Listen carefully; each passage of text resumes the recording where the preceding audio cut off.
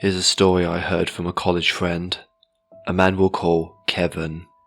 He was in a car accident when he injured his neck, so he stayed home for about a week to recover.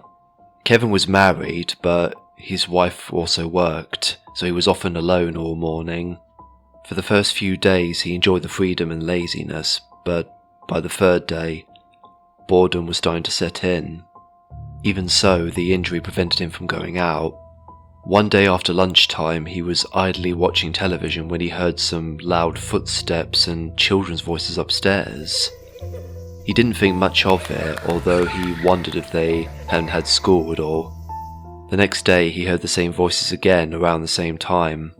It sounded like there were two children.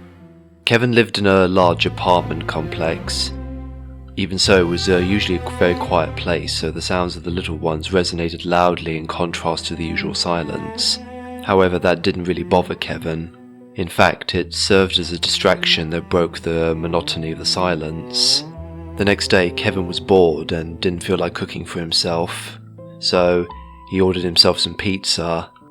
30 minutes later, his order arrived, but it turned out to be more food than he expected to eat, so he left an entire pizza. Usually he saved the pieces for his wife, but then he remembered the children upstairs and tried to do something nice. He decided to bring them the pizza. Kevin had absolutely no idea who lived in that apartment, but he went up and knocked on the door anyway. He heard a little noise inside, but no one answered. He rang the doorbell again. He felt someone watching him through the peephole. "Who is it?" A faint voice came from the other side. Kevin explained that he was their neighbour from downstairs, and since he had some leftover pizza, he wanted to give it to them. The door opened slightly. The interior seemed unusually dark. A woman appeared through that 2-inch opening. Only half of her face was visible. "Thank you very much, but we're fine. We don't need it," she added with a slightly cold tone.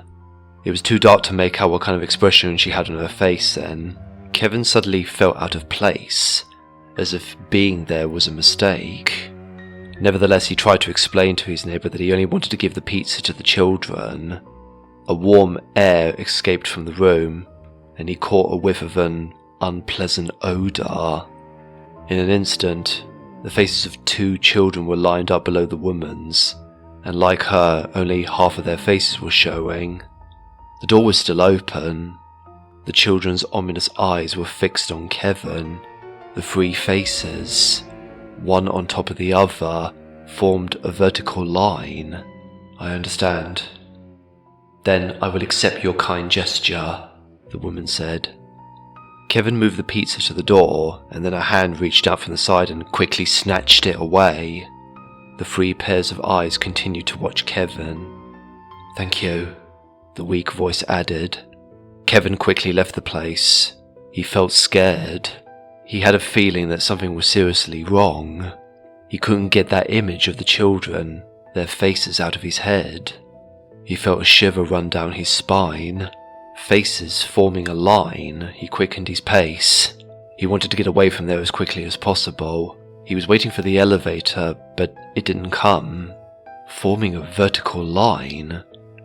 One face on top of the other. He pressed the elevator button over and over again, but it didn't come.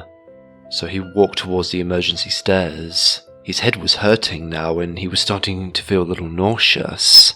Just as he opened the heavy door to the stairs, he felt someone watching him. He turned around and realized that about 10 meters away on the corner, the same 3 faces were watching him from the end of the hallway. Just like at the door of the apartment, they only showed half of their faces, and they looked to him with eyes devoid of any emotion. Regardless of the state of his neck, he quickly descended the stairs.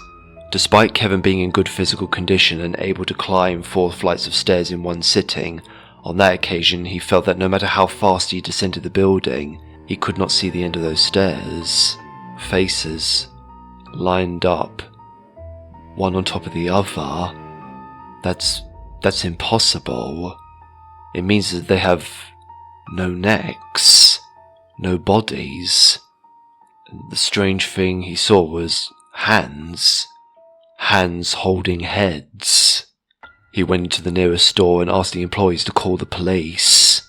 The officers arrived at the building, searched the entire floor and found the bodies of the mother and her children inside a bathtub. The bodies are being decapitated.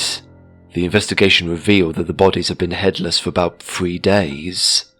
The husband, who turned out to be the killer, was found in a closet trying to hide.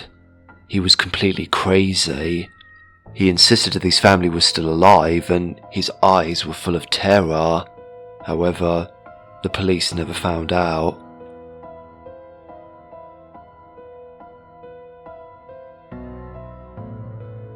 This is Michael Hines, wishing you all a happy Halloween.